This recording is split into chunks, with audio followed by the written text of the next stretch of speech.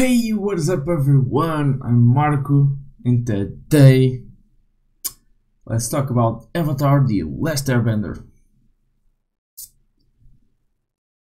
So, I'm gonna do it this way. I guess, the series review. I'm gonna talk about some things that I kind of want to mention, or some of the questions, like fill in the gaps of some of the questions that you guys didn't ask me.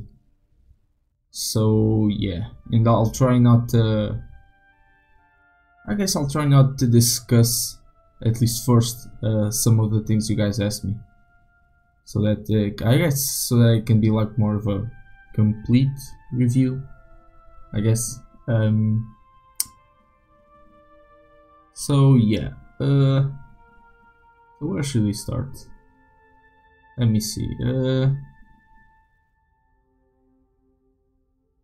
Okay, so like a lot of the comments were saying that, at least in the beginning, saying that the seasons, that the first one was without a doubt the worst, and then just kept getting better, and I fully agree with that. And for example, a lot of comments said that the first season was a lot of world building and character introductions, and for the most part I agree with about the world building and the character introductions. But when it comes to those characters, I kind of felt like most of them were kind of useless in a way. At least the secondary characters, you know, like the swamp guys, and like the crazy engineer guy that invented the balloons, and like that episode about the prison and the Katara trying to free those Earth Nation, right? Yeah, Earth Nation. No, Earth Kingdom. That was it. The Earth Kingdom citizens from the Fire Nation prison. And yes, I know that they came back from. That they came back to help with that invasion episodes. Alright, it was 2 episodes, I think. But yeah, like them coming back to those episodes with the invasion of when it was the eclipse of the sun, because of how the plan failed. It just didn't feel as, I guess, rewarding for them coming back. It was like, yeah, they came back, but in the end your plan failed, so it just felt like they did nothing, you know? And I understand that it was because Zula knew about the plan, but it felt like they just occupied screen time for nothing, you know? I felt a bit disappointed with that. Although it did probably, from that plan having failed, it probably gave me one of my favorite scenes, when Nang was like doing that speech after the planet failed, where he was apologizing to them, you know, because since the planet failed, he felt such regrets and just disappointment. It was actually one of the few episodes where I came a bit close to crying, you know, because I've felt the burden that Aang had, you know, the burden of the whole world and not being able to succeed with the plan. I just understood how he felt, you know, I really did. Okay, and another point is the writing of the show. Yeah, by the way, I'm just getting rid of the, I guess, the negative issues I have with the show right from the beginning. So yeah, getting back to it. The writing of the show, it kind of felt that,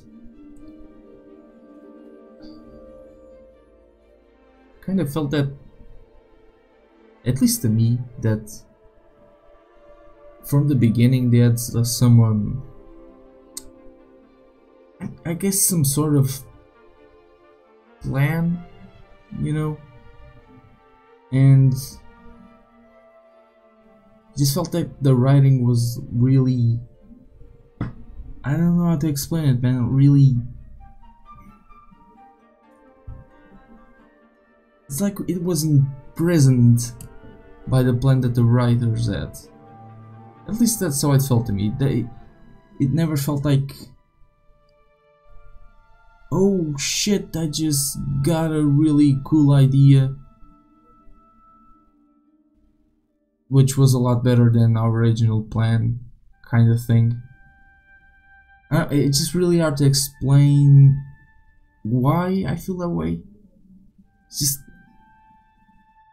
kind of felt like they didn't really take any risks, or at least very few, at least. Like most of the things that did happen kinda happened.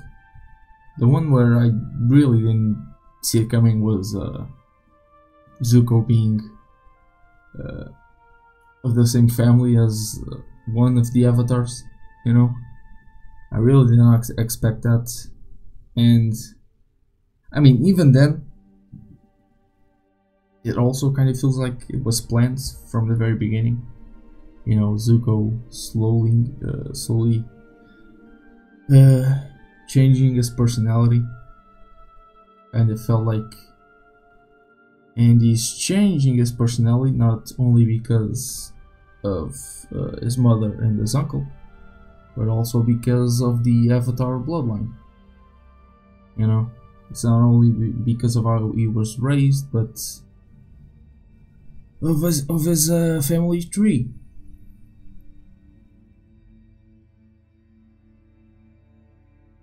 I really don't know how much better I can explain that.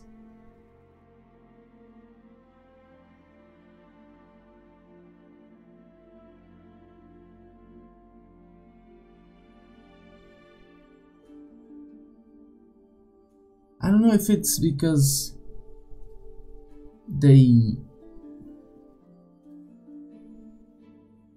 Okay, in my opinion, it's kind of like this. At least that's how I view things. Usually I guess it's a bit harder to write for you know, good characters instead of evil characters. I mean, that's why a lot of people think that Superman is a bit boring, you know. He's just like this guy that he doesn't really do anything evil, and it's just harder to write for a character like that kind of makes no mistakes, you know, that is basically like a perfect person. It's just you can't really explore that in a very like I guess imaginative way, or a way that is really significant and kinda, I guess it makes you think, you know, character that makes you think and I guess, experience his emotions. And to be honest, it kind of felt like that to me about Aang. It just kind of felt that they didn't take many risks with him.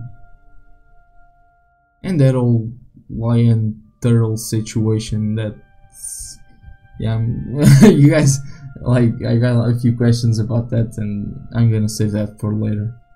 But yeah,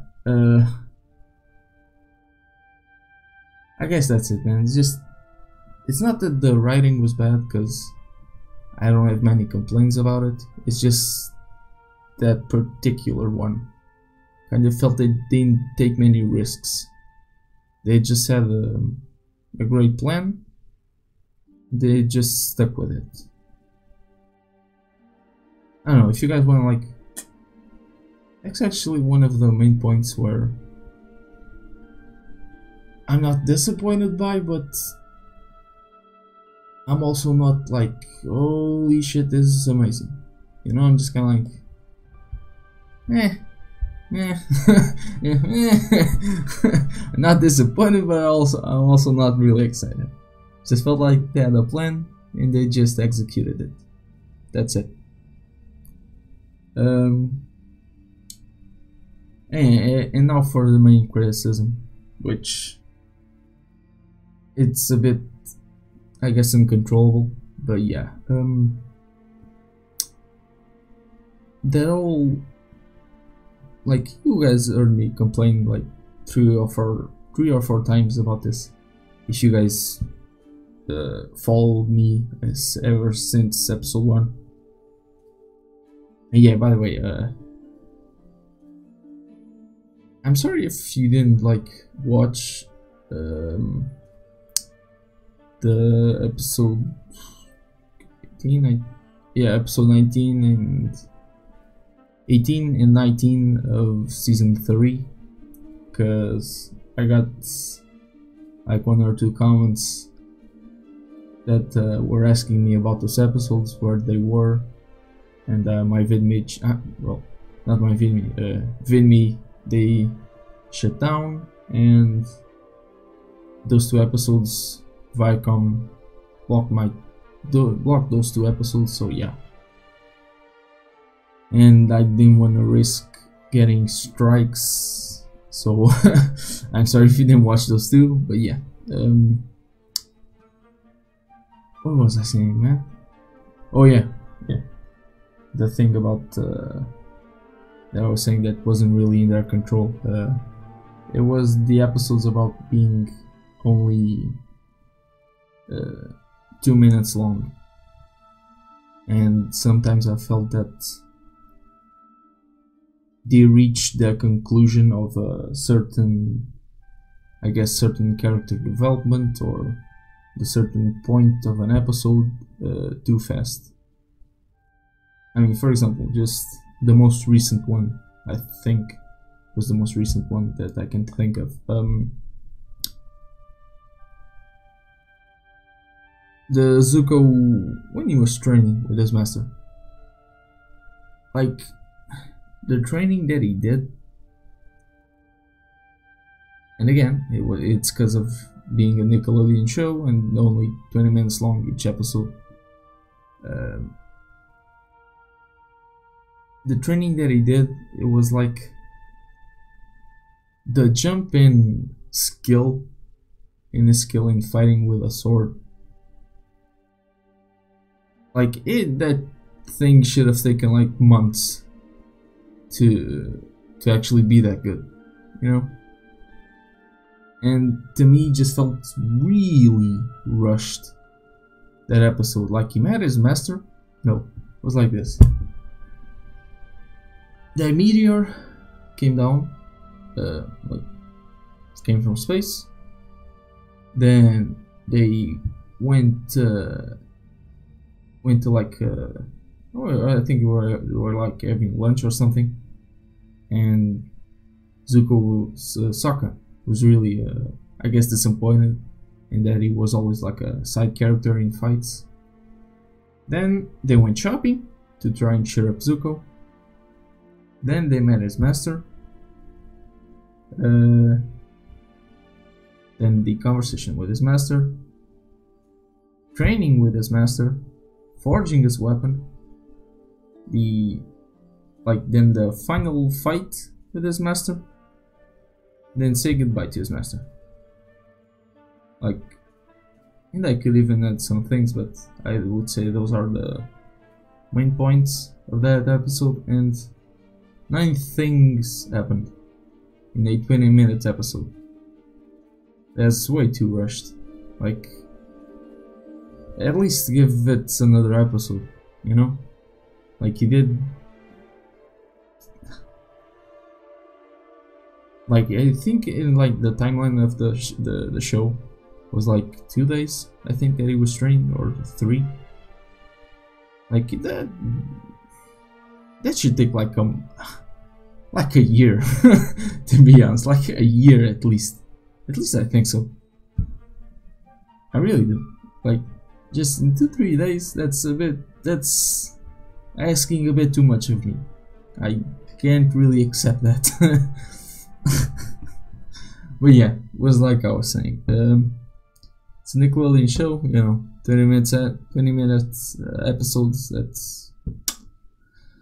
They can't really do much with 20 minutes. I mean, there's a reason why, sitcoms are, only 20 minutes. Usually comedies are only 20 minutes because that's a better format to enjoy comedy. And to enjoy drama, I would say at least 30. And even then, I think it's pushing it a bit. Just the story that they were trying to tell, I just don't think 20 minutes is enough. Yeah. That's pretty much it, I think.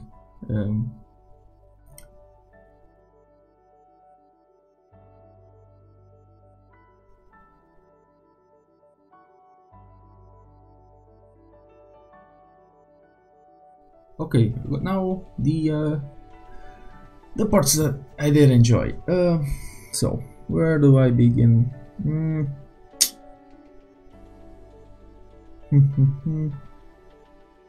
Oh, okay, I got one. Whenever a new character would enter their group, I really enjoyed how that sometimes, I guess, changed the dynamic in the group, Just them seeing, trusting each other in their adventure, and just growing as people together. It was really nice to see, and getting to know each other. Especially those, the most obvious ones are the episodes, at least with what I'm talking about. The ones where they had their little adventures with Zuko. Just Zuko getting to know them, and them getting to know Zuko a bit better. Those were actually some of my favorite episodes. And I know that I did criticize that Katara one with Zuko, but I still did enjoy that. Just them getting to know each other a bit better. And although Zuko was a bit aggressive in that episode, trying to make Katara do evil things, I don't know, I just felt that they got to know each other a bit better, and that the writers, they actually made time for that, especially in 20 minute episodes. And it was actually kind of late in the final season. It was what, episode 13 to 16, I think. But it does make sense, because if you introduce a new character to the group, you kind of need to develop their relationships. Because, for example, that last scene with not the last scene, but the fight between Katara and Zuko against Azula. That's that scene where Zuko put himself in front of Katara because she was gonna get hit by the lightning. That scene where he put himself in front of her to protect her. It just won't have the same meaning if those episodes didn't happen. And yeah, that's one of the main reasons why I like that dynamic of when each character would be introduced in their group, that dynamic would change a bit and will also grow.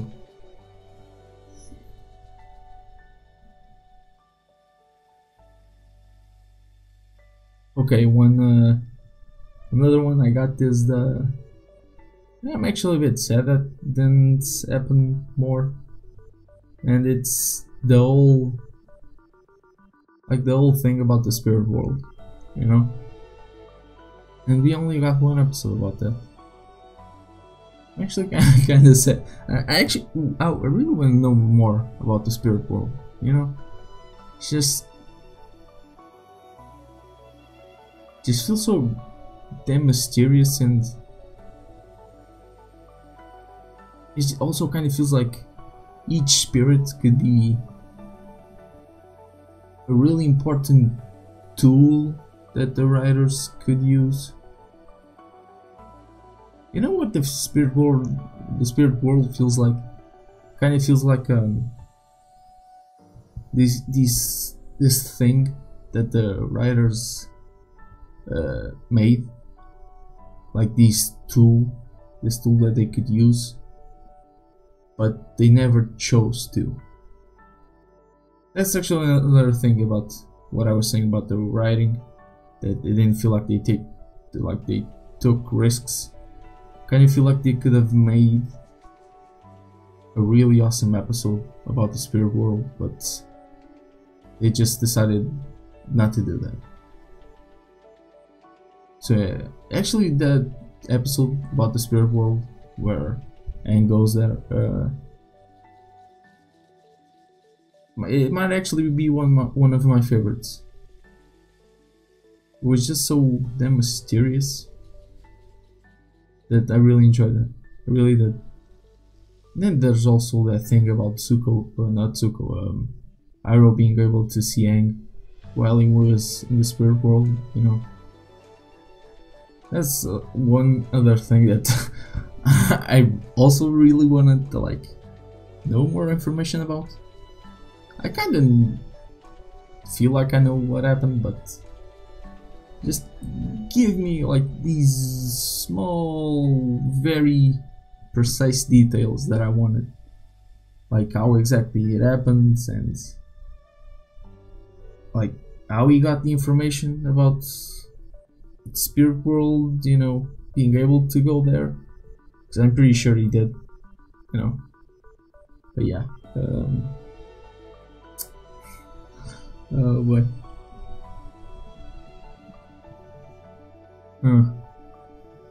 Yeah, another thing is another thing that I really enjoyed is how each element has their own fighting stance, or the fighting style, or martial art, however you want to call it. It's just, and especially how each character moved while they were fighting. Like the earthbending, it was really solid stance, you know, very hard, like a rock. And the air, it was kind of just Aang trying to avoid attacks, you know, just gliding all over the place. And then fire was this very, I would say it was a mixture of water and rock. Kind of felt that very solid stances, but also very, I guess, free at the same time. Or it flowed very well, I think. But when they ended their stance, it was like this, like a really strong like stance to finish the move, and then the fire would come out. And the water element, I mean, it was just we basically seeing Katara during the whole thing, but the way that's, I mean, it was like, hey, it was like she was just flowing, you know, very zen-like, I guess, just trying to, I guess, imitate water, you know, just trying to control water or be water. And when you think about bloodbending, how different it is from normal waterbending, just when she was doing bloodbending, she was very like still and I guess very controlled, and usually that wasn't the case with waterbending. She was always like moving her arms around in her body. With bloodbending, it was just her doing things like this with her arms, just like controlling a person very precisely. It felt like that bending had a plan or something, like to do something. It's like you needed to have like an exact idea in your head of knowing what to do. With normal waterbending, it feels very free, you know. Yeah.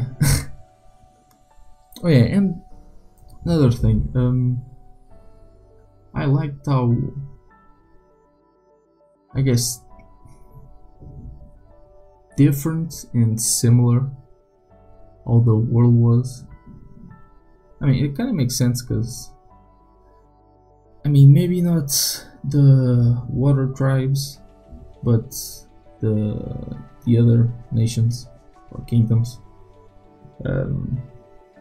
they felt very based in Asian culture, you know. I mean, the water tribes are just Eskimos.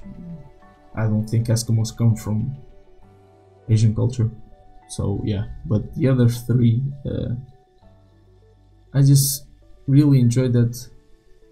This kind of felt like I don't know, like this secluded world where everyone was just Asian. I don't know why it feels like that, but it really does. It's like this secluded world where everyone was of Asian descent, I guess. I mean, the Earthbenders, they were clearly Chinese. The Fire Nation, Mongolians, maybe, I think, you know, Genghis Khan, all those things. The air nomads, like from like Tibet. I guess that's a bit of a stereotype, or I'm being a bit stereotypical, but I think that's what the creators of the show, they were trying to do, I think. But yeah, just felt like this secluded little world, and it felt alive because of that, you know. Really enjoy that part. What else? What else that's not in you guys' questions? So yeah, I think that's pretty much it from the things that I wanted to talk about. So yeah, let's get on to the questions. Oh yeah, by the way, if I don't read your question, it's probably because some of you guys ask me similar questions, so I guess I just lump them together, you know. So if I don't read your question like specifically, don't be sad, because I've probably just answered it in a different person's question. So yeah, I guess the main question that you guys want to know is if I'm gonna watch Korra, or however you're gonna say it, or however you do say it. Yes, I will in about 2-3 months. I've actually just, I think by this time it will be up, the Stranger Things first episode, my first reaction of season 2 episode 1 of Stranger Things will probably be up, I think, by the time I upload this video. So when Stranger Things season 2 ends, I'll start doing core. So yeah. But now let's specifically go by person to person and their questions. So, and I'm gonna say like, no, never mind. So the first person, the adult duck. In which episode did you really start to like it and realize this was more than just a kid show? I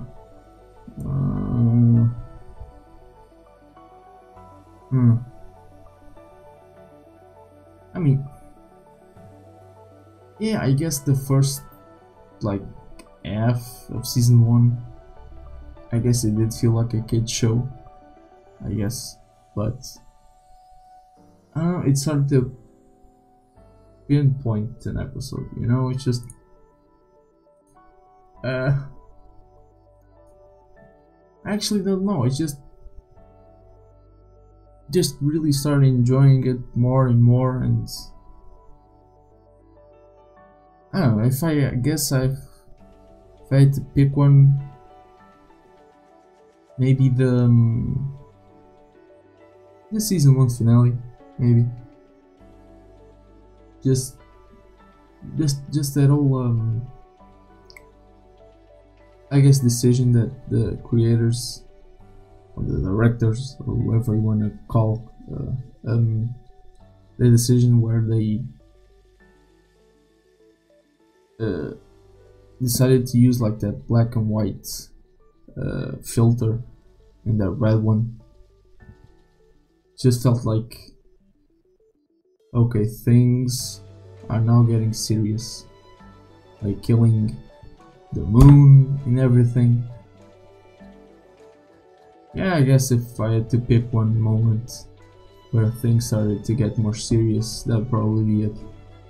When they killed the moon spirit and they knew I had to sacrifice herself. Yeah, I guess that's it. I guess that's when things for me started to get a lot serious than they were before.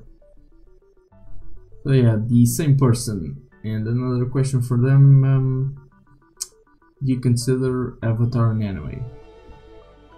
No, I don't. If you're not made in Japan, you're not an anime. Simple as that. Did the Viacom troubles take away from your enjoyment of the show at all?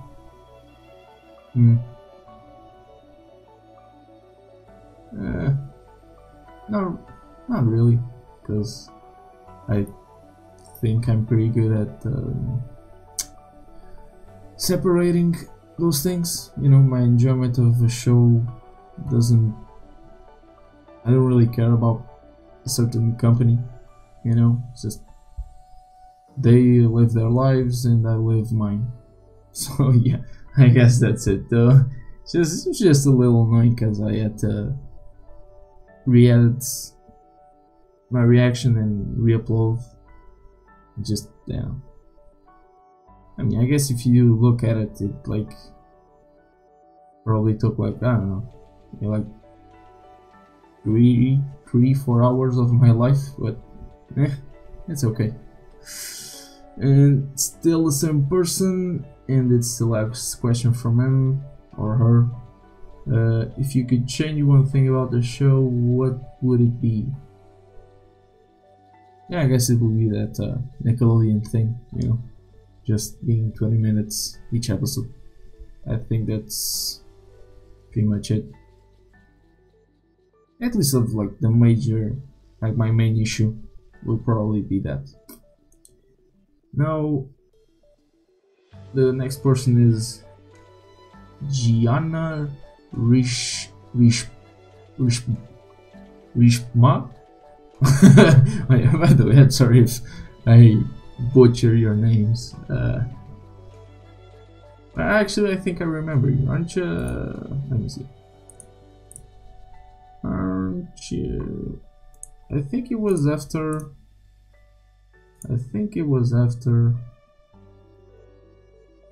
The episode where. I think that's you. I think it was after the Zuko episode where it was revealed that it was part of Roku's family, where he said that you were like watching for some time my reactions, but decided to subscribe during that episode. I think that's what you said. But yeah, let's get on to the question. Are you gonna do reactions or reviews of the comics? And what do you think about the fact that they hinted at Lion Turtles in the series and made the Lion Turtle the reason that Aang could win in the end? Do you think he should have just killed the Fire Lord / Phoenix King, and why? So to the first question, if I'm gonna do reactions or reviews of the comics, probably not. Yeah, I probably won't. I might read it, you know, if I actually don't know how many volumes it is. I'll probably read it if it has some sort of significance to the overall story, but no reactions or reviews, probably not. And what do you think about the fact that they entered that Lion Turtles in the series and made the Lion Turtle the reason that Aang could win in the end? Do you think he should have just killed Fire Lord Phoenix King, and why? Like, yeah, you can give an hint about something, but just because you made an hint about that, it doesn't give you like the writing excuse to give Aang like this new magical power that frees him of his I guess conundrum that he was having about having to kill the Fire Lord, you know? Yeah, sure, you gave. I mean, I didn't even remember, because I went back to watch the library episode, right? That's where this talked about Lion Turtles. But just because you say like a little line about it, it doesn't make it okay that you suddenly give Aang this new magical power. It really did feel like, I mean, even in my reaction, if I'm not mistaken, I just did like I was like you know, a very questionable I think I did that.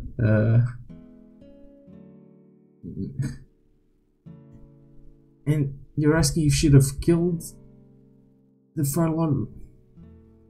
Also no, because that goes against his character.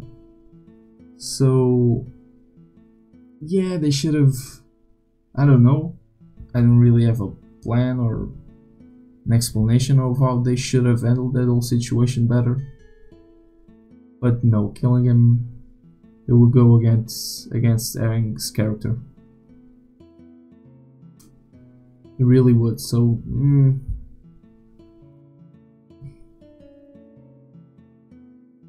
yeah. So yeah, that whole situation about, I mean, this and then Nickelodeon being a Nickelodeon show are my main criticisms. You know, just kind of feel like Aang lucked out.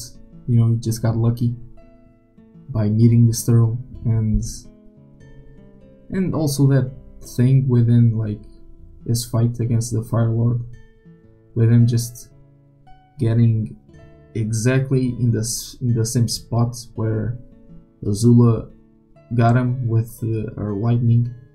Then he woke up and suddenly went to the Avatar state by accident. Yeah, you know, it kind of felt like it was like I was saying. It's like it felt like they had some sort of plan on how they wanted to do things.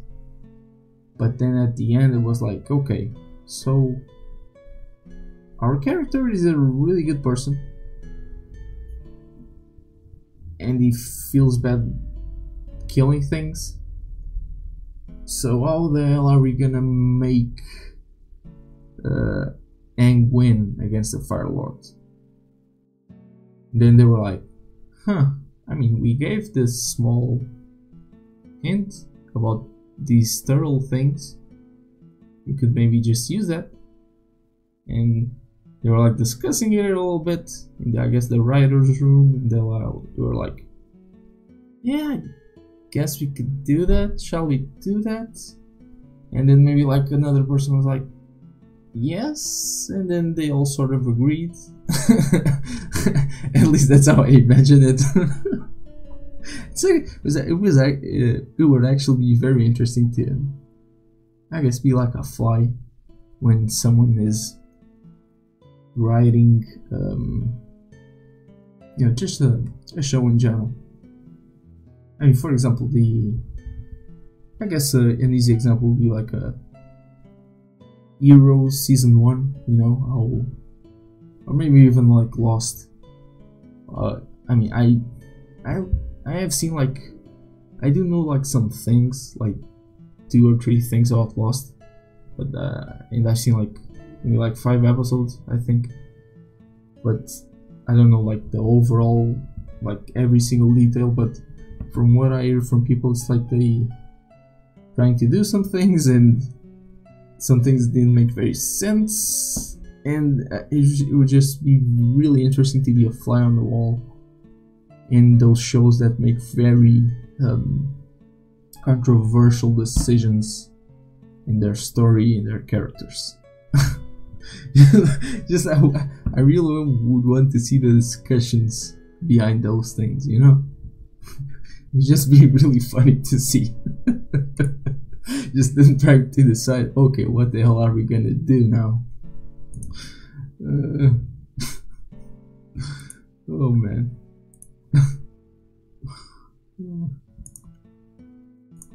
Okay, let's. I think I've answered that answer. No, not that answer. That question. So yeah, let's move on to the next person. So this comes from Arseny Plotnikov.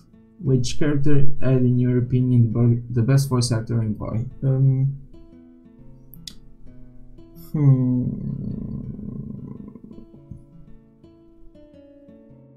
Probably.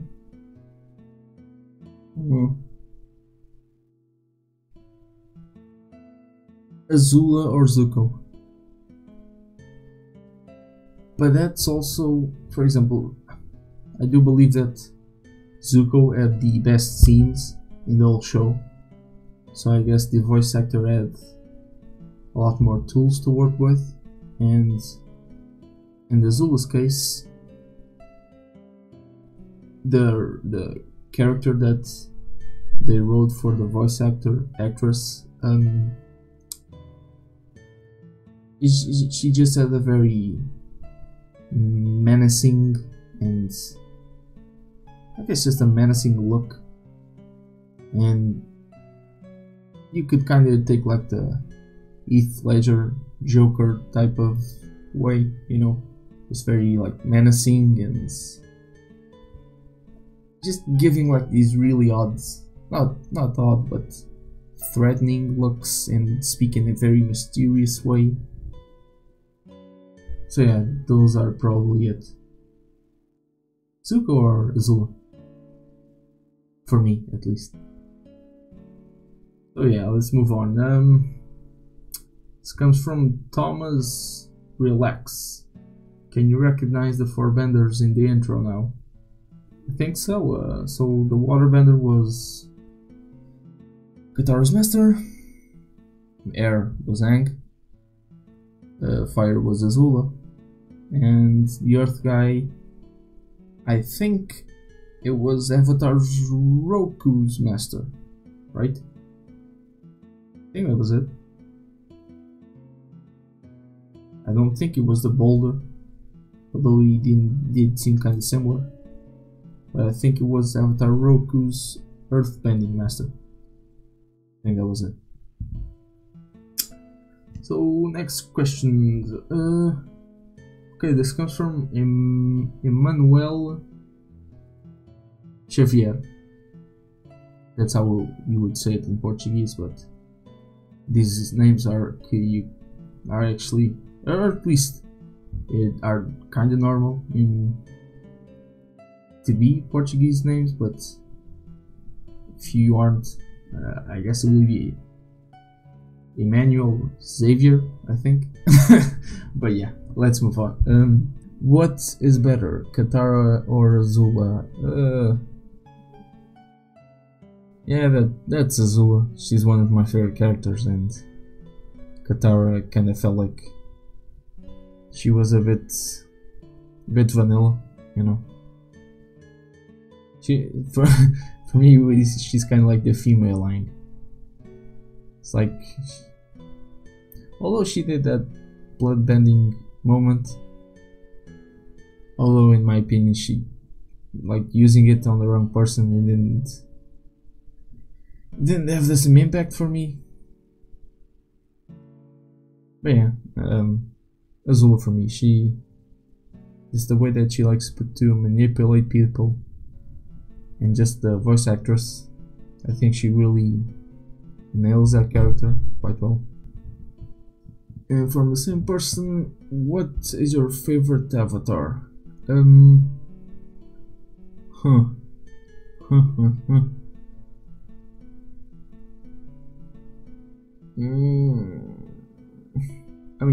who did we get?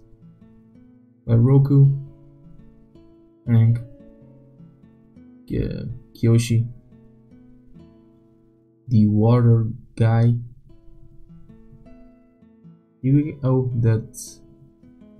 That have the one that was also an airbender, the woman. I think that was it. Was it? We got someone from the no, yeah, the Kyoshi one. You know, is that? It's actually probably the air nomad, the one that isn't Aang. You know, she in that episode where he was getting advice from each avatar, kind of felt she gave the best advice. You know, Aang was saying that because she was also an air nomad, she would understand him better, and she did understand Aang better than every single other avatar. But since she did understand him better, it also helped Aang in receiving the best advice. So yeah, although she only said like a few lines, she might actually be my favorite one. And I know that could be a bit weird, but I don't know. Just for the short amount of time she got screen time, I really liked her. Really did. And please, the same person, and please don't forget to say my name on video. Haha, thanks. No problem, Emmanuel Xavier. If you are Portuguese, or I mean, I guess in Spanish would be Emmanuel Javier, I think. But yeah, let's move on. Oh yeah, I can't read this. This is kanji, dude. Like, oh shit, what did I do? Oh fuck. Oh, did I do something? Oh shit. I hope I didn't erase one of your questions. Oh well. Let me see. What does this mean?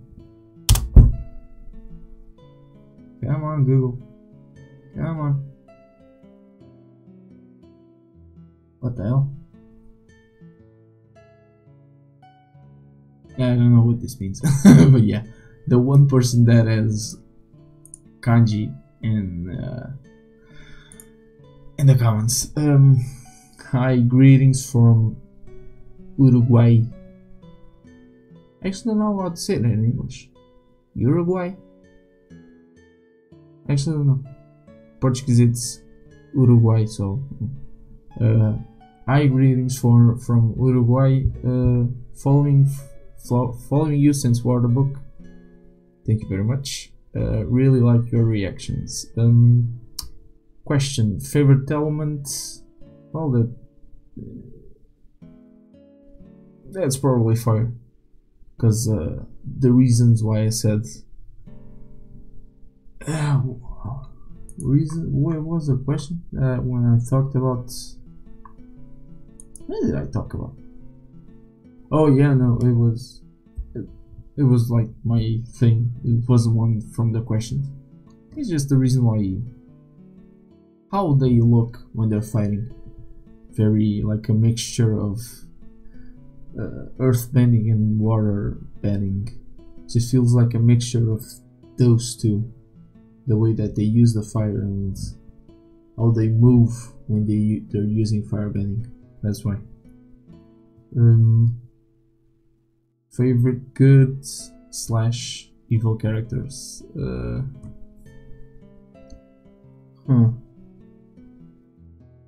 Okay, my favorite good characters. It has to be Zuko. Yeah, but can you call him a good character? I mean, I guess you can, because at the end of it, he did become good. Yeah, I guess. Yeah, it's probably Zuko. An evil one. Well, for me, it has to be Azula. They're some of my favorite characters, so yeah. Both of them are in my top 3, I think. So yeah. Just the, at least in terms of Zuko, his character development, and since you did follow me since season 1, you probably have heard me say that my favorite thing in TV shows are characters, and just seeing Zuko's growth throughout the show, it was really damn cool. It really was. And that's why he's my favorite good character. And evil one, Azula, you just said it. She's evil. And if you are an evil character, you should be evil. So yeah, that's pretty much it. She was evil and cool. That's it. Okay, next person. Oh, dude, I don't know what. Watch Bext. What? WXTCH BXTCH. You know who you are, so yeah. If you were a bender, what element would you like to bend? And who do you think was a scene stealer? I say Azula, she steals every scene she's in. LOL. If I was a bender. Probably water. Although my favorite is fire. But water, it's the more flexible one. You know, you can attack and heal. So yeah. Just seems useful. And do you think was a scene stealer? I agree with you, Azula. She's just a really cool character, so yeah. Oh, and do you feel bad for Azula? And do you think she would have turned out differently if she had someone like Uncle Iroh following her around and giving her advice and never giving up on her?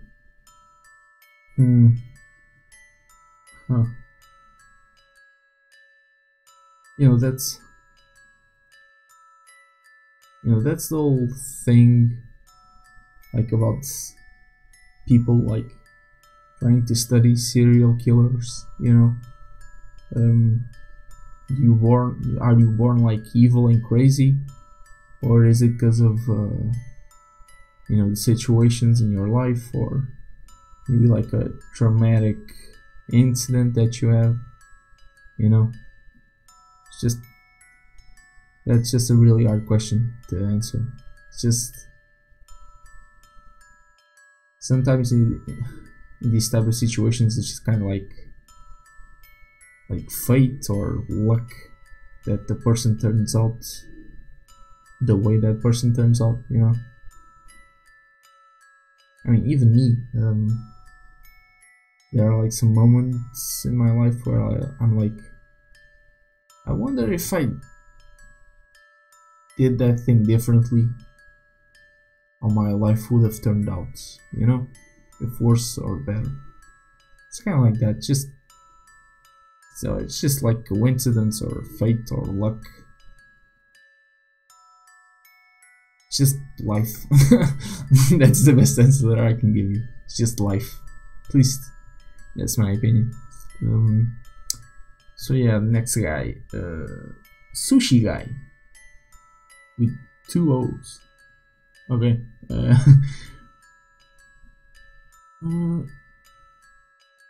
Oh shit.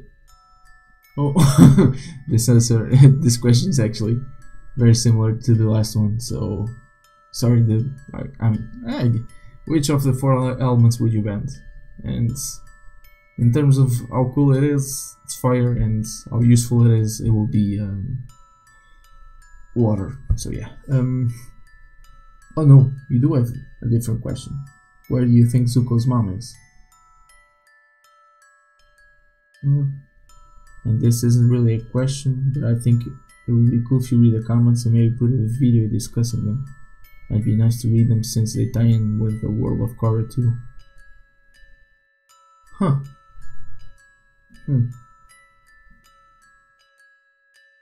Okay, now that you've said that, I might read the comics now. If it is important to Korra, yeah, I'll probably read that. But yeah, where do you think Zuko's mom is? I don't know, probably just a regular citizen, maybe like with a small farm or like a small garden, just enjoying her life. I think it's pretty much it, I don't think she's doing anything special, just living her life.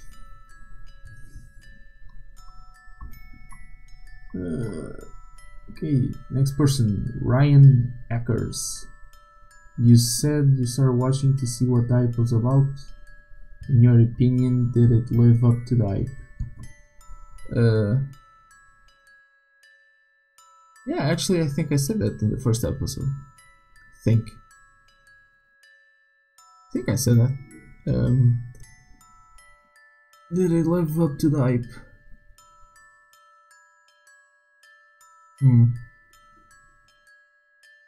Now that's a tricky question, because sometimes just because something is popular doesn't mean it's good. But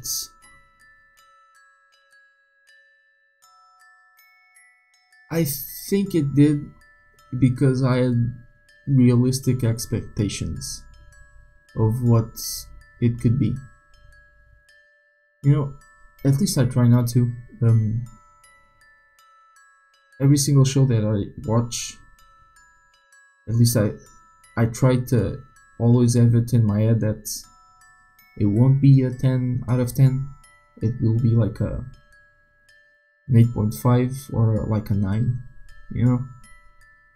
and that's about the level I would put Avatar, like an 8.5, around those numbers, I think. But yeah, to answer your question, yeah, I think it did, because I had realistic expectations. Yeah, like an 8.5, I think. Because it's very, very, very hard to make a TV show that I could actually say like it's a 10 out of 10. Like for example, even my favorite anime, which is Gintama, which I'm actually reacting to now, and the final arc will start next month. oh, I was just thinking about that. Yeah, the final arc. And if you actually go watch some of my reactions to it, it's just comedy, but it's actually like a. Right now the season is only comedy, but they also have serious stories. But yeah, so when I'm saying the final arc, it's actually like the final serious story that will wrap up the whole show. So yeah. Oh god, what was I talking about? Like I started talking about Gintama and everything else doesn't matter. In your opinion, oh, did I live up to the hype? Yeah. For example, Gintama is my favorite anime and one of my favorite shows ever. Like it's in my top 2. Yeah, top 2. Like my number 1 and 2 and maybe even 3. It's really hard to decide. So yeah, Gintama for me it's like a 9. I know it isn't perfect. I'm not blind. Just because I love something doesn't mean I can't see the flaws that it has. So yeah, it's like a 9, 9.5 for me. So it's not a 10 because there are some really bad episodes in Gintama and I know that. So yeah. So yeah, I think I answered your question, even though I rambled on a bit. But yeah. Next person, The Fallen. What is your favorite location in the world of Avatar? For me, it's the Eastern Air Temple. If the Eastern Air Temple is the one with the upside down buildings, I agree. I wasn't expecting that type of, I guess, city or temple in this case to exist. But what I like about it is that it makes sense. Since airbenders can fly, they could, I guess, live that way. Or at least have buildings built that way. At least from a, I guess, logistical standpoint, I guess, kinda makes sense to have, I mean, not to have, but that you can have a city like that and buildings like that.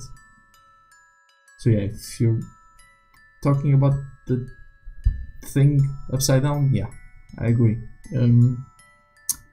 So next person, Bedram Colby Razai, yeah. What are your feelings about bloodbending? I like it because it makes sense, and since it is bloodbending and that sounds really evil and really cool, and it actually delivered an actual like physical form, not only in name form but in actual like physically how it's, I guess, affected the characters. It's really cool. It's actually of the, like, I guess, subgenres of bending, it's probably my favorite, blood bending. It sounds cool and it looks cool when it's being used. So yeah.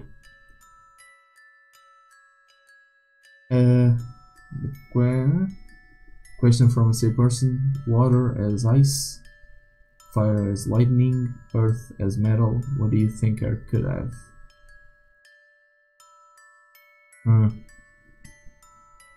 Air. Hair. What could they do with hair?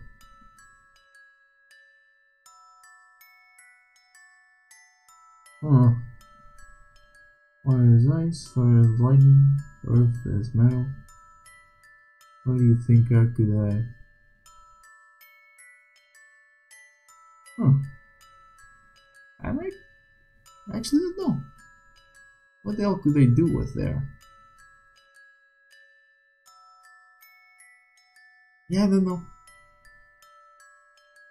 Yeah, sorry if that's not a satisfying answer, but I do not know. Yeah, not seeing it. Sorry. From the same person, who is your favorite one of the members of the Order of the White Lotus, except for Iroh? Probably the first firebending master of Aang, John, I think that was his name. And it's only because of one reason. Because he knows how dangerous firebending can be, and you can totally see that in the episodes that he was in, that he respects and fully knows how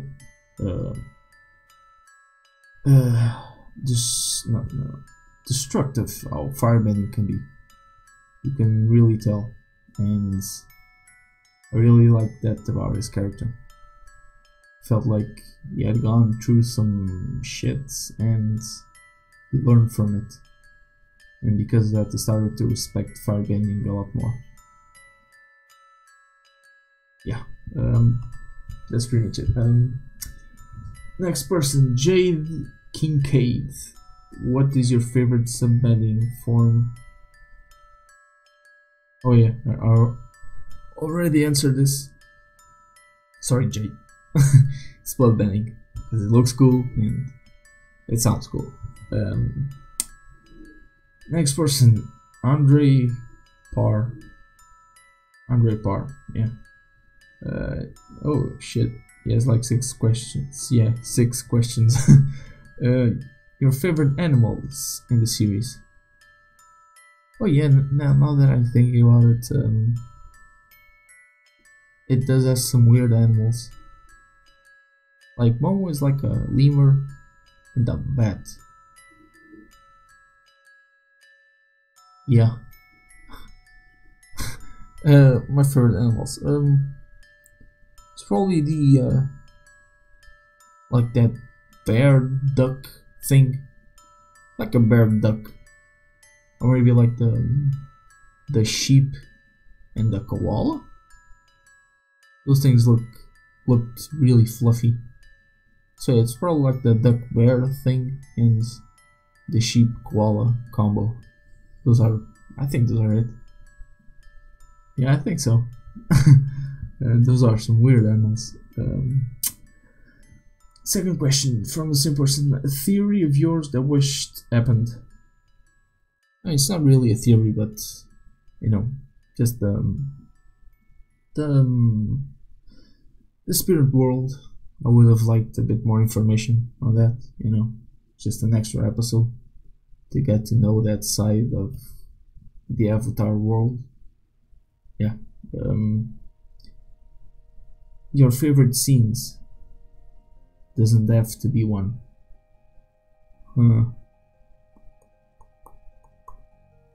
Favorite scenes? Yeah, I'm just gonna say whatever comes to my mind. Let me see.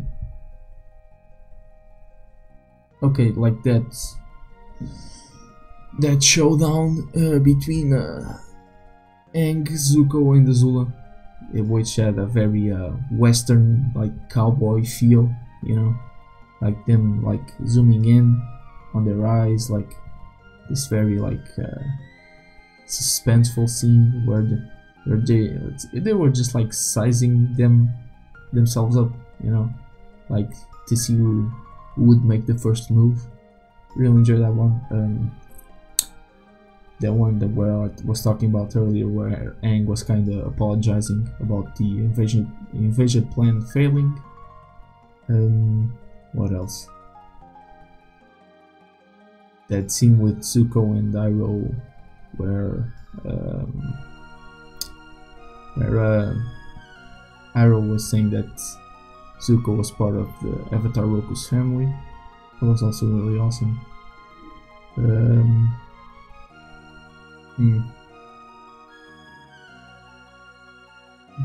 The beach episode, where they were like, you know, just sharing their feelings and how they felt. You know, just letting some things come out that they've always wanted to say. That was really cool. Those were some really cool character moments, and I always enjoy that. Oh yeah, and probably also one of my favorites was when Zuko protected Katara from the lightning that Azula shot at Katara. It was also really cool. That and with that scene,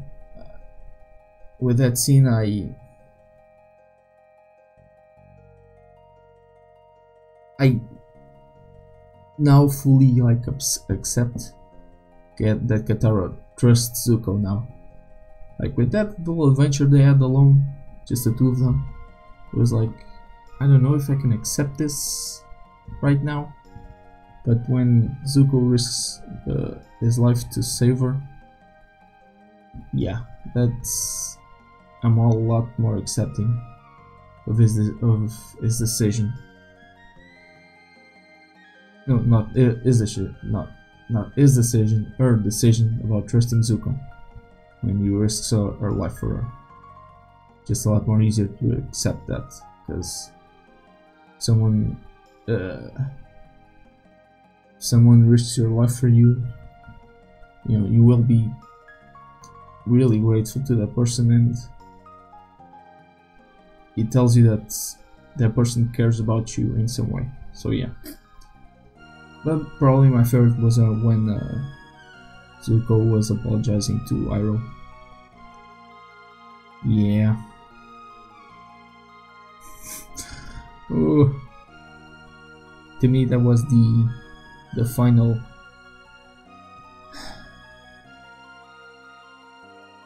scene of Zuko's character development. Fully realizing that he was wrong, and what he did in the past, and who he was in the past, and just begging for his uncle's forgiveness, and then Iroh forgiving him. Just, yeah, that was good. That was really good. It's probably my favorite scene of the whole show. Oh yeah. Like, well, I'll talk about this because I think you guys have a question about my favorite fight, so I'll save it. The next question of the same person: favorite secondary and tertiary characters. Secondary.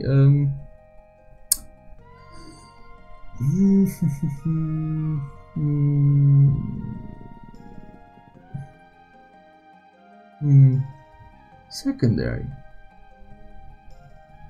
I mean, Toph. She's a really cool character, but she actually feels kind of like a guy, you know. It was like in that episode where they were doing like a theater, you know, like a play on them, and she was like this big muscly guy. Yeah, but she's a really cool character, and she says some really some cool lines, you know, some one-liners that are just funny sometimes, and it's really awesome.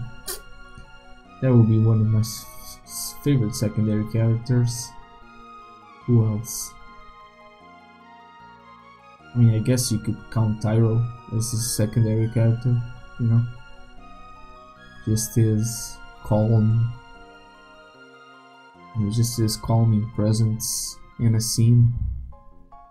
Just you can tell that he went through some things, and if he knows, oh, I should explain this.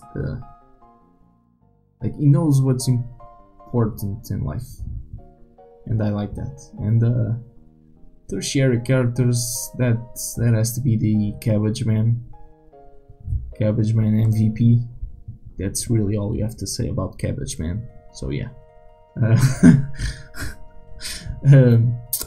Favorite designs / scenery, could be characters, places, etc. Favorite design, scenery, characters, places.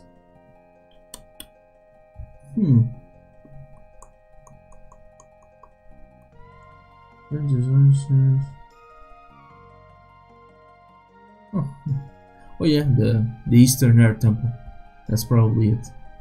Just having like a city or temple upside down, and just thinking that air nomads actually lived that way. That's really cool to think about and imagine. Yeah. Next question from the same person. What was a lore that you found interesting while watching the series? I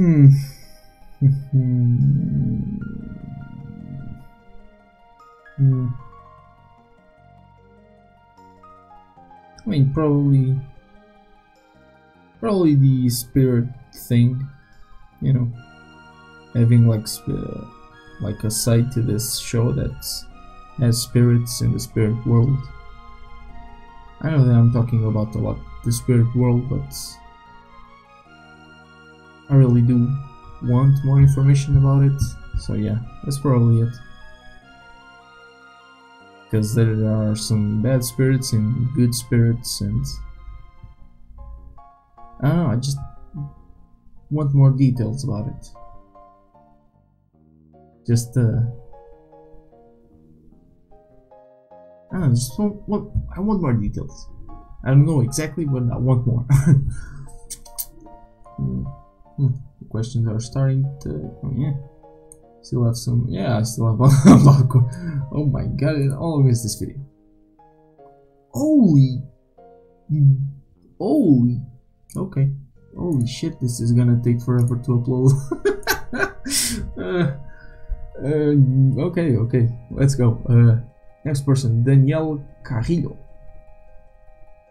They're probably Spanish, or like Colombian or something. Who do you think were the most powerful character? Make a top 5 or 10, whatever you want, not including the avatars for obvious reasons. I'll just make a top 5 because this video is way too long. Okay, perfect. Okay, if Noang, then what? Well, Ozai.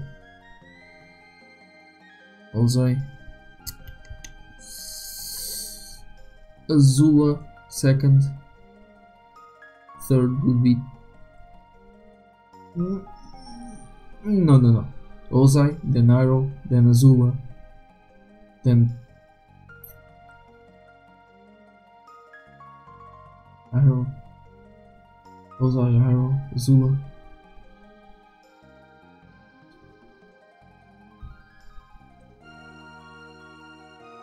King Bumi, and I think I'll say Toph.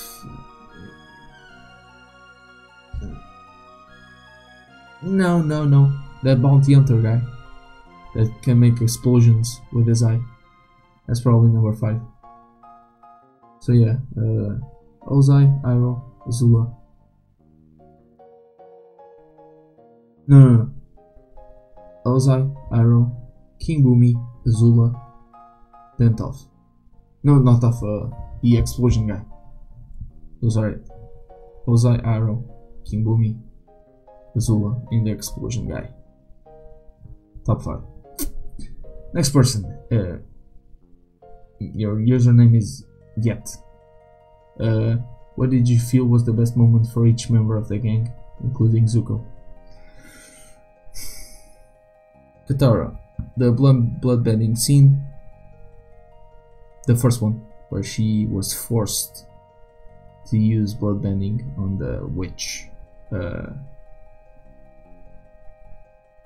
and like the emotional repercussion that she had. You'll enjoy that. For Toph, let me see. Toph. It's probably the. Oh, wait a minute. Let's go back to one of Andre Parr's questions. One of my favorite scenes is also the one where Zuko has his little adventure in Ba Sing Se. Those are just because of that scene. That's one of my favorite episodes, where he was having his date with that girl. Yes, that episode, super awesome. But yeah, let's go back to Yet's questions. Oh shit, I wasn't Toph, right? Yeah, Toph. Also in that Ba Sing Se scene, not scene, episode. I mean, I guess it's also about Katara, but just that not a relationship, but those girls that were bullying Toph, and then Katara comforting Toph. I don't know, I just really enjoyed that scene. Well, I think it was like the first scene where it showed that they were good friends. So yeah. Next up, Aang. Oh man, there are way too many to think about.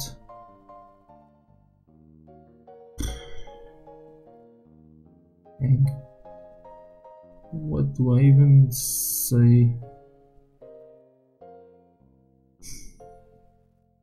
Probably the season 1 finale, where he was controlling the ocean spirit. That's it. Where he was controlling the ocean spirit. I think that was actually like the pinnacle of his power. Probably. I think. I mean, could the Avatar kill, like, I guess, I mean, like, if it was like two Avatars going, like, fighting each other, one had like that crazy death ball in the last episode that Aang had with the 5 elements all around him, or in the Avatar that was possessing a spirit, I wonder who would win. But yeah, that was my favorite tank scene, where he was controlling the ocean spirit. For Sokka. Sokka.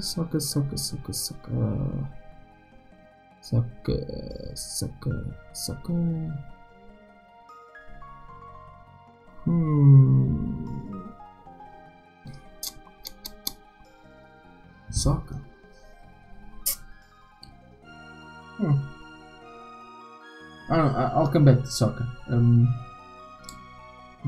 Okay, I'll just jump to Zuko. Yeah, it's probably that. It's probably like that date that he had with that girl. It was just seeing Zuko out of his comfort zone, which was just really fun to see. Or that scene where he was apologizing to his uncle. It's one or the other, really. And Sokka. Actually, I don't know about Sokka. Like, cause the type of character that Sokka is, it's kind of like the comic relief character. So he doesn't have that many like awesome like action super important parts to the story, you know? I mean, at the end of the day, it doesn't, I won't say that it doesn't matter, but I would say that from the like Aang's group, he was the least relevant. At least I think so. I think Kataro was more relevant. Zuko certainly was. I would say even Toph was more important than him. But it's not that I don't like him, I do. I really do. I don't know. I mean, since he is like a comic relief character, I think I'd say when he got high on that cactus juice with Momo.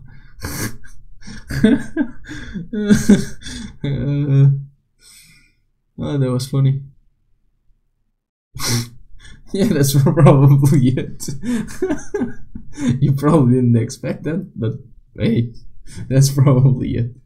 I mean, if there's comedy in this show, so I can talk about it and enjoy it. So yeah, you probably were like expecting like a serious scene, but oh well. Next question comes from Vapor Child. Opinion on Zulu after the finale. I mean, this kind of connects with the one of the earlier questions where it was like you don't really know how a person turns out, you know, from being a baby to an adult. You don't really know if it's like luck or chance or if you have a traumatic experience or something, you know, or a connection you have with someone. But yeah, how she grew up and how she ended up in the end. She used fear to control people, and I guess that made her feel that she had some sort of connection to her friends. When she lost that connection based around fear, it's kind of like she didn't it's like she didn't know how to live, I guess, because she it's like she lost her identity as a person, you know. It's like she felt like, if I can't instill fear in people now, what the hell can I do? I mean, she did become the Fire Lord, but even then, she was also a step below her father, so kind of felt she lost control of herself and her life. And that began with her friends betraying her. And I did feel bad for her, you know. She was a really cool character, and seeing her fall from grace like that, yeah. Next question from White Tiger. Which character do you relate to the most?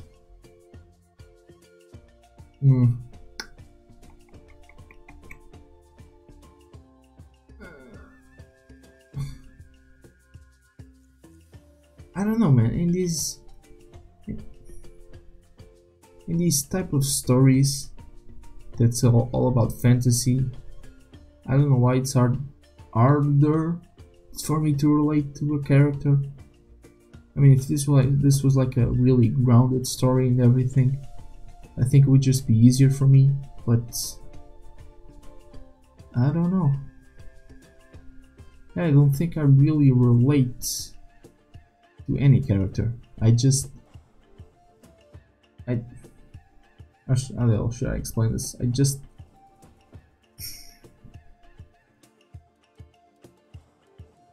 What I appreciate about TV shows or film in general is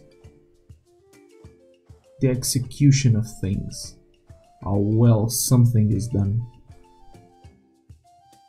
Okay, you wanna know what I relate to is how well you write something and direct something.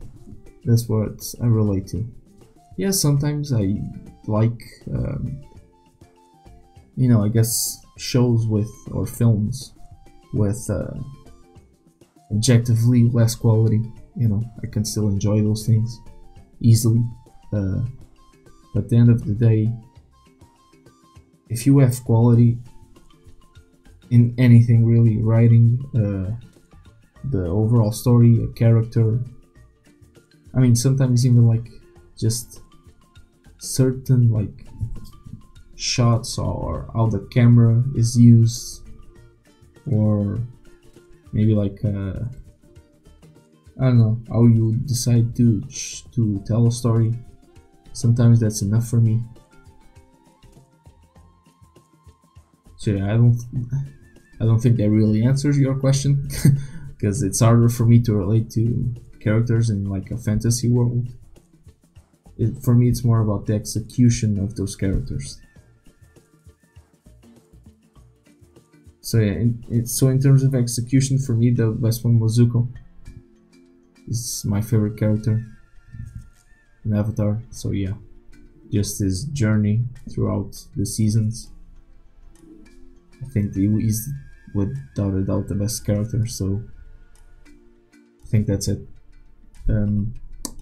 What do you think about having an Avatar game? There were a couple of games for the PSP and other small stuff at the time. But do you think a new next-gen game would be nice? Yeah, it would be nice, but it probably wouldn't sell much. Like probably, like max, it would sell like 2 million copies, and that is enough to maintain a successful game studio. But I mean, Persona 5 was one of the best games of the year, and it sold like 2 million copies like a few weeks ago. There was like that news that it sold 2 million copies. But like thinking about having an Avatar game, like what studio can make that and actually be good?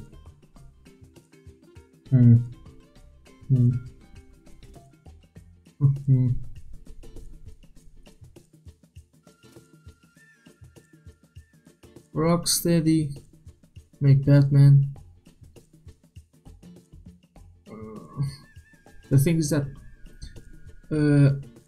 you would need good gameplay. I think in an Avatar game, gameplay would be more important. So Platinum, maybe? They make good gameplay.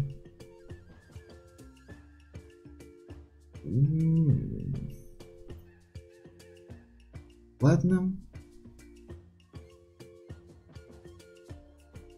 Yeah, I think I would say Platinum Games developing the game. That could be nice. And I'm thinking like big, like successful studios. Yeah, that would probably be Platinum Games. In terms of gameplay, I think in an Avatar game would be the most important thing. Yeah. Next question comes from Connor Dowling. What if they made this series where the Avatar was evil? Where Avatar was evil? I mean,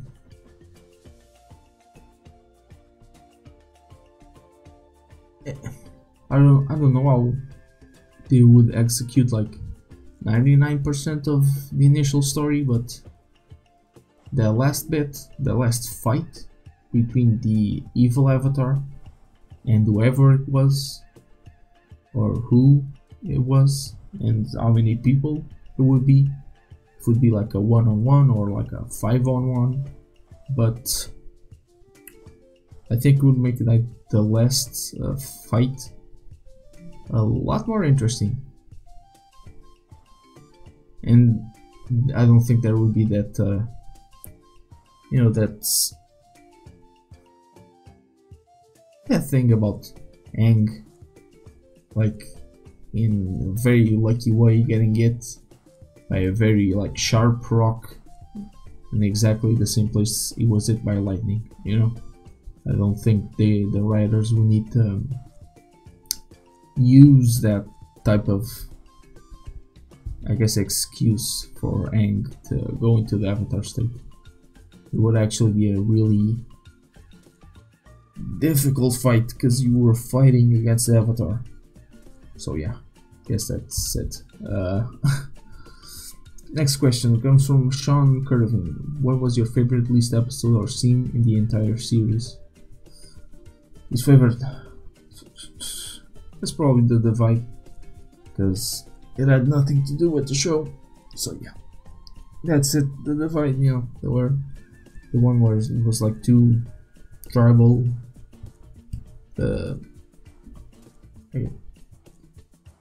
two tribes. Well, what the hell was I saying? Tribal. It was two different like tribes.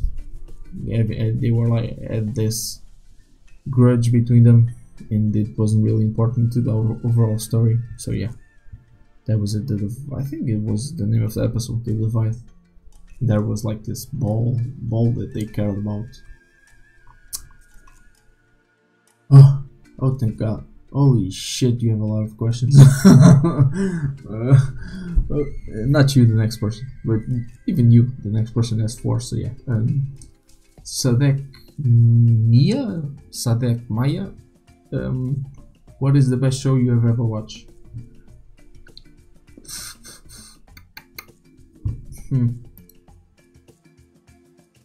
I can't really say the best, but I'll just say,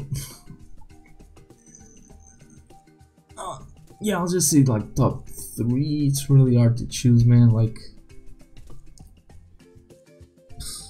okay, from like live action TV shows,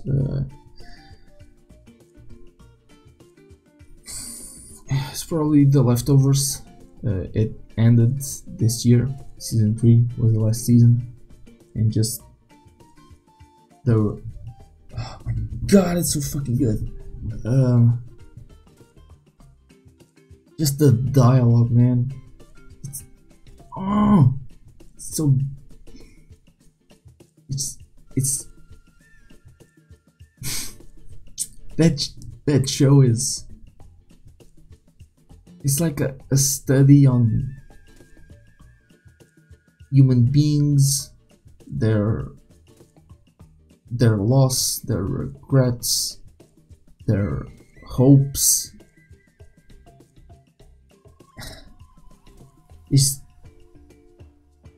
That show is heartbreaking and inspiringly beautiful at the same time. Just thinking about it. Oh my God. Like, for example, I never really understood why people would get like tattoos, especially if you only wanted tattoos because it looked cool. Like, I mean, for example, nowadays people, at least around my age, usually they just only wear like watches because it looks cool. Oh, look, I have a cool watch and it looks nice on my wrist. For me, if something isn't useful, I just don't do it or wear it or whatever. I mean, if I want to know what time it is, I'll just pull out my phone and I know what's the hour right now. So yeah, what the hell was I saying? What is the best show you've ever watched? I was talking about The Leftovers. Then I went to the watch thing. How the hell did I get there? What? Watch? I actually don't know. But yeah, The Leftovers. Like, the dialogue is... like, if you do playing on watching The Leftovers, I'll just say this. Season 1 is without a doubt the worst season, and don't go into the mindset of you're gonna have all the answers, because you won't. in me, I value characters a lot. It's my favorite thing. And the characters in the show,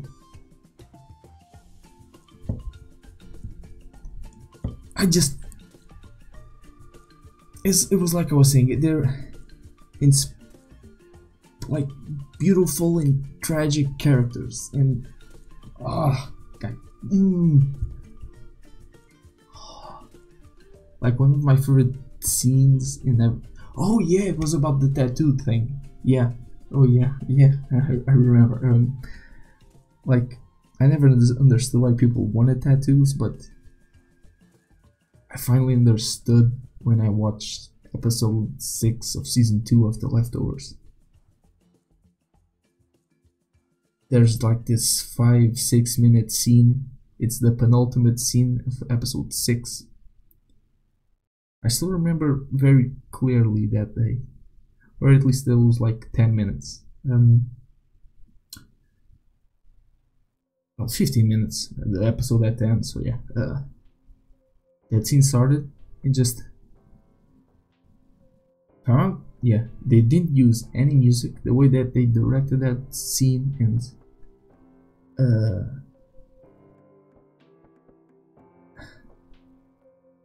the way that they directed that scene without music, and just the dialogue so intense, and the way that they were zooming in on that scene. It was two actresses acting. The way that they were zooming in their faces by how intense the conversation was was always getting more intense and more intense, and every time it was getting more intense they would zoom in even more on the actresses' faces.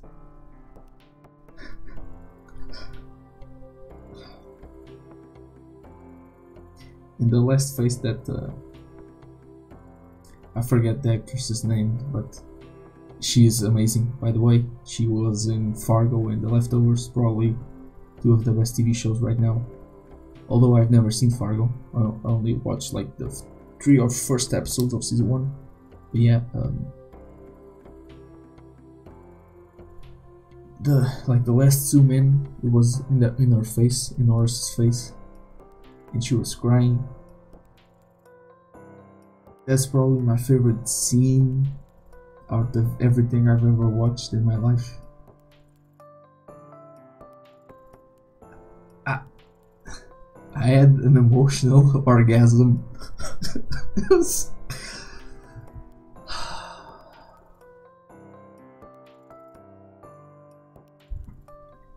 I started shaking. I started to cry. I had chills all over my body. And I remember this very clearly. When the episode ended, I went to my brother's room. That was like, holy shit, I just saw something amazing. And that fucker was playing Destiny in the, I think like the Sparrow races had just come out. I remember him crashing against the wall, and he wouldn't even listen to me because he was busy playing Destiny. So yeah, I never got to share that with something, not with someone, share that moment, because he didn't give a fuck. But yeah, about the tattoo thing, yeah, after watching that scene, if I do ever get a tattoo, it would be, well, 3 tattoos, but one of them would be of that. Maybe like the final face that Nora makes when she's crying, something like that. I don't know.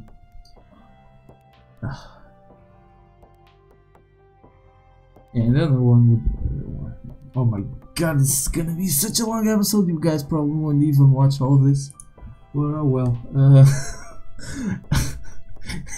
I'm not gonna put thumbnails. Are you crazy? Yeah, no, sorry. Another one. This was like I was saying, like, it's 3 shows. It's Leftovers, next one is Gintama, it is the best combination of comedy and drama I've ever seen in my life. Basically, imagine this. Imagine like the Last Samurai movie, you know, with Tom Cruise. That whole story with the Americans, like, trying to gain influence in Japan, but replace Americans for aliens. And then the comedy point is, imagine the Last Samurai movie, and it's a combination with Deadpool's comedy. Imagine that, and that's what Gintama is. So yeah, that's really fucking cool. Gintama is awesome. The last season's gonna start in a few weeks. Super hyped for that. And like the third, like my third favorite show. It's hard because I want to say Berserk, but I've only watched the Golden Age arc and an anime that's like top 2 arcs I've ever seen in my life. The other one is in Gintama. But I don't know if I can say that because it's only one story about a much longer story, so I guess I'll say Hajime no Ippo, I think. If you don't know what Hajime no Ippo is, just a guy that gets bullied in school, then one day a boxer saves him, and then he starts to idolize boxers and that certain boxer that saved him, and then he just wants to, you know, since he is being bullied, and when the boxer saved him, he saw that boxer, I guess, as the epitome of strength, and that's his mission in life, you know, to become a boxer and to know what strength means. And it's him following him in his boxing career. Oh, and it's an anime, by the way. Gintama as well. But yeah, it's actually kind of similar with Gintama. I mean, of course, like, situations are very different, but in terms of like comedy and serious moments, it also pulls that off really well. And if you follow me all throughout Avatar, you heard me say sometimes that characters are very important for me, and The Leftovers, Gintama, and Hajime no Ippo have all amazing characters. So yeah, yeah. Oh boy, then, oh my god, this is a long video. Oh, this question I already answered. What element would you want out of the 4? I already answered that. Did you think the first half of the season wasn't as good?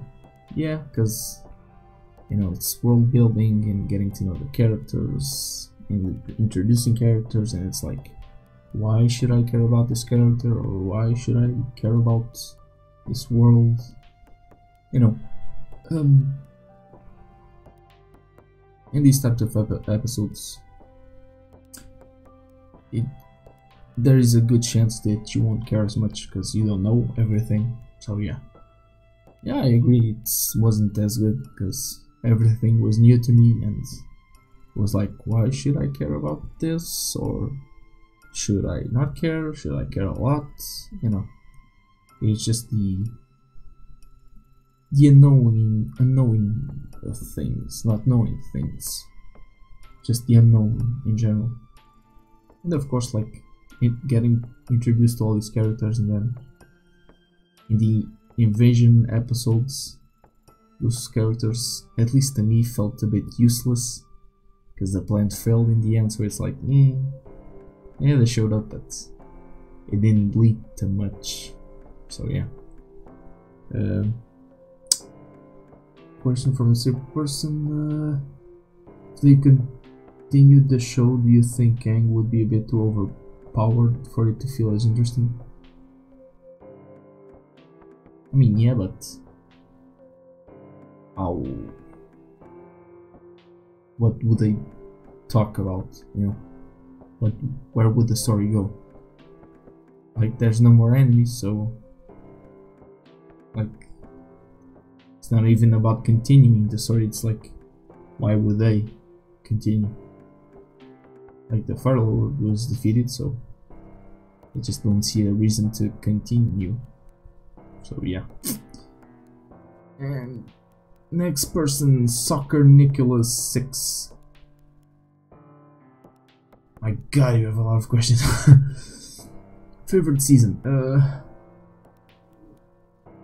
It's season 3. Like 1, all the character introductions, all those things made it a bit slow.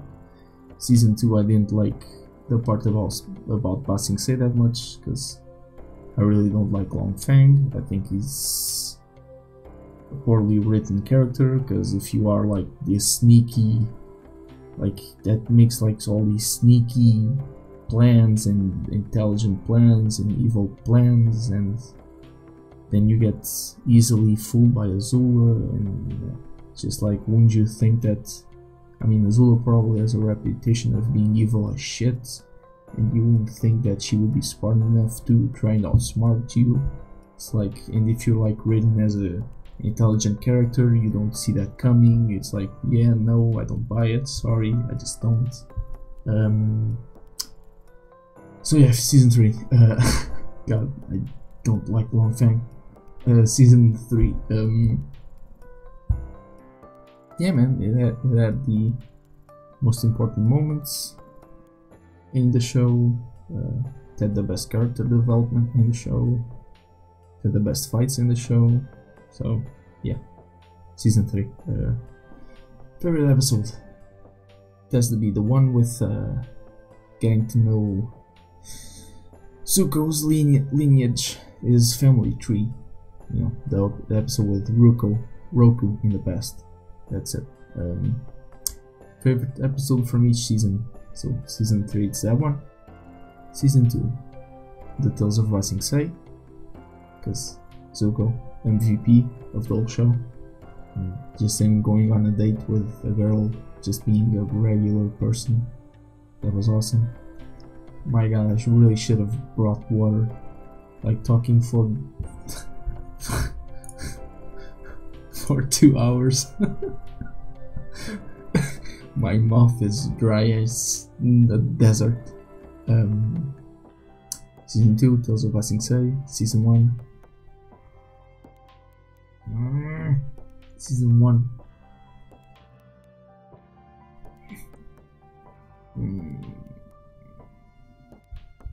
Season 1. Probably the Spirit one. Yeah, the Spirit World one, or the season finale, I think.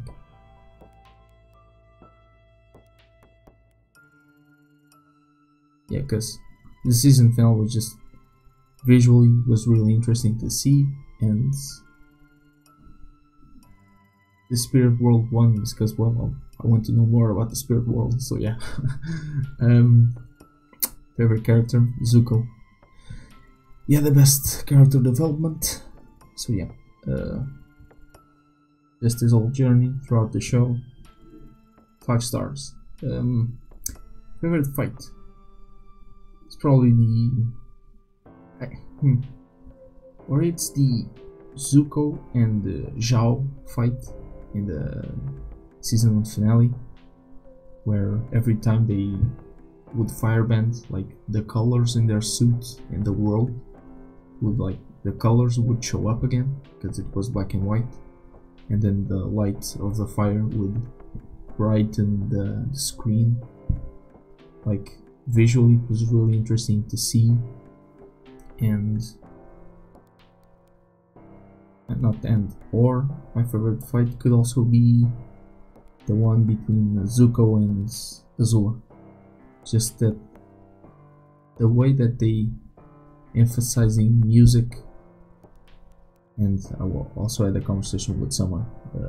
They were also emphasizing the firebending, the sound of the firebending that they were using, and the animation was really good. Yeah, it was as I was saying. If you execute something well, I'm gonna enjoy a lot that thing that you're executing well. So yeah, like that, the colors coming alive when they were using firebending Jawa and Zuko, because of that aspect, and the aspect of emphasizing the firebending and the new music. Important point: the new music that they used for the Zuko and Zula fight. So yeah, the favorite moment. Yeah, it has to be when Nairo told Zuko that he belonged to the family of Avatar Roku. That's it. Let me see.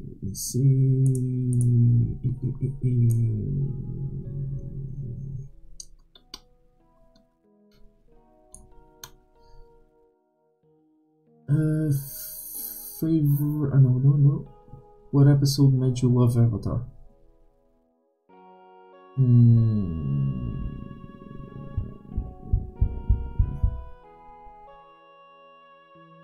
Probably the season 1 finale. Because before that, I was enjoying it, but it wasn't like, holy shit, this is awesome. Yeah, the season 1 finale was like, yeah, things are getting really damn good. It's actually preferred the season 1 finale to the season 2 finale. I leave it. What episode got you hooked on the show? I mean, that's kind of the same thing. What episode made you love Avatar?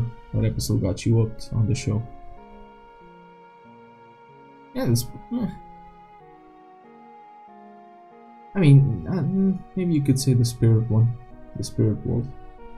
That's got me a lot more interested, because just knowing about a different aspect of the show, it was really nice to learn.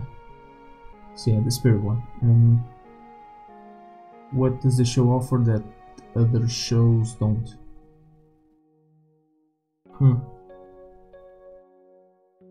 I guess the fights. No, I can't really say that because those superhero shows. What does it offer? What does it offer?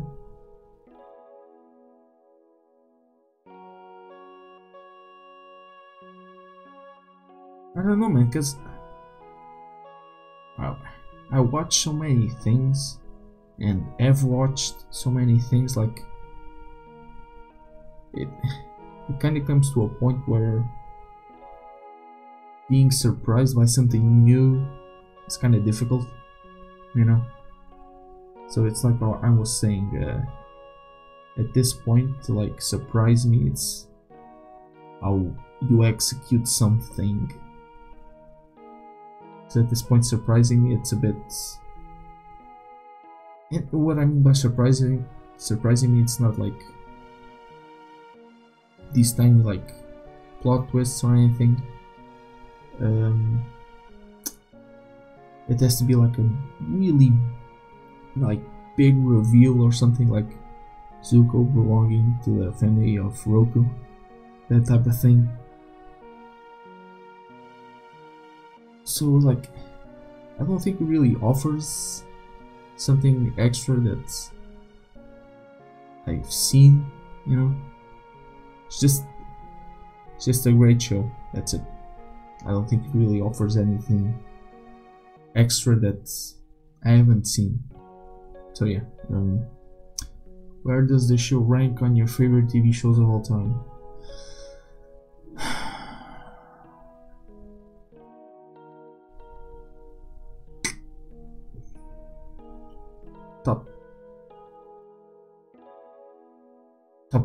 Top 15?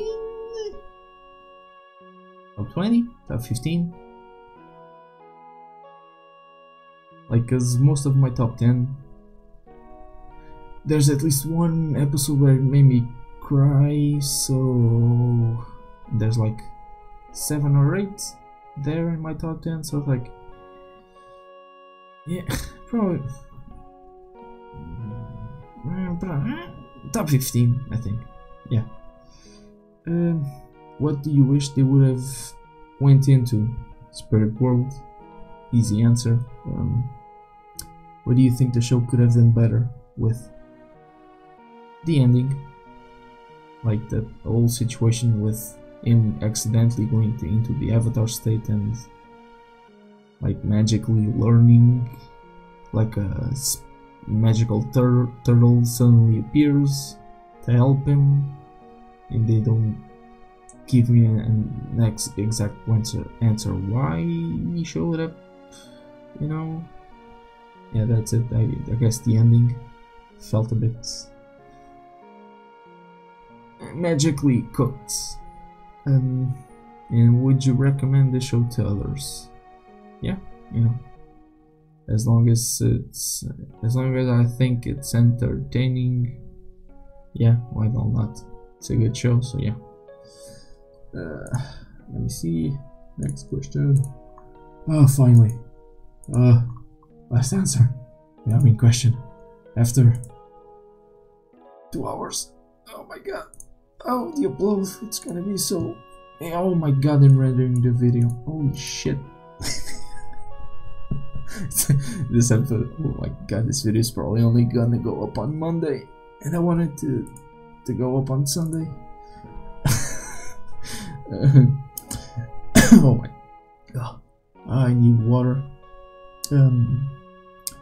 JJ, it's your username. Oh my god, I'm dying.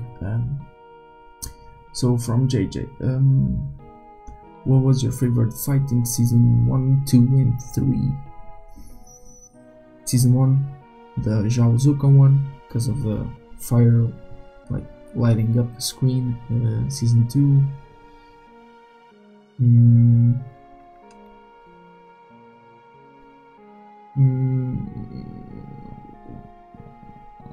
probably the Zuko, Azula, and Aang fight in that western kind of feel episode, you know.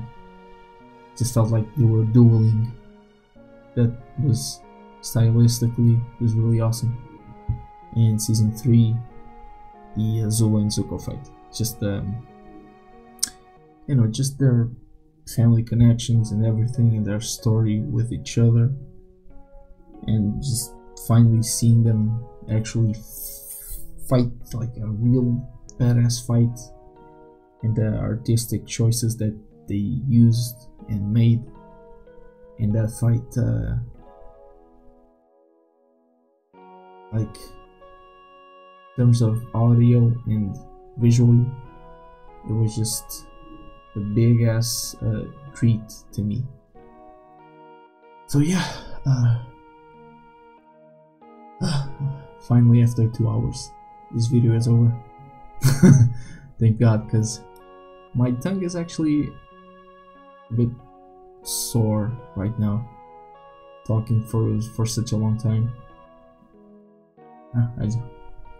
And my jaw as well, especially in a language that isn't my native language. So yeah,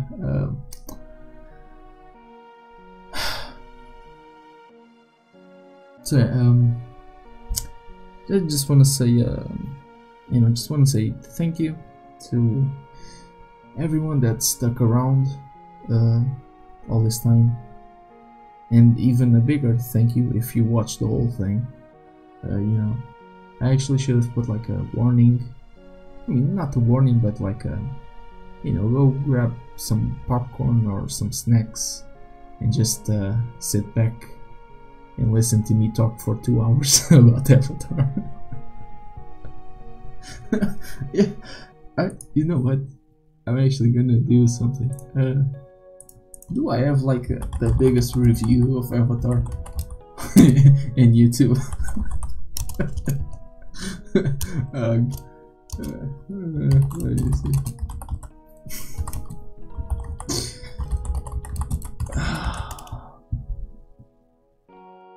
Oh yeah. Oh yeah. Holy shit, I'm crazy. Oh yeah. I mean, most people will probably see a 2-hour video and say, nope, no thank you. But hey, I mean, just my review was kind of like 20 something minutes. The thing that prolonged it was your questions, so, and I'm not complaining, but yeah, my jaw is a bit stiff right now. Oh my god. So yeah, I just want to say thank you for sticking around, and even if you didn't watch since the beginning, just watching this video until the very end, that shows some type of commitment, so thanks as well. And hope you stick around, not only for Korra in a few months, but something else in the future. You know, the Stranger Things season 2 episode 1 reaction is probably up right now, and I hope you look forward to the Punisher. Probably like when I upload this video, it's probably gonna be like 2 days after or tomorrow, I think. But yeah, but hey, at least stick around for Korra, and that's pretty much it, I think. It was fun while it lasted. You know, it kinda sucks when you stop watching something that you like, and there's like this satisfaction but empty feeling that you have inside of you. I actually wouldn't be surprised when Gintama ends. I might cry a little because I've been watching that for 8 years, I think now. So yeah, and it's funny because I actually only started watching Gintama because it's kind of by accident. I wanted like a big anime, and at the time it had like 160 episodes, and I kind of thought that the name was kind of interesting or a bit funny, so I kind of went into it completely blind, and it ended up being one of my favorite things ever in the world. So yeah, it was fun while it lasted. I think those are the last words that I want this video to have. It was fun while it lasted. Bye.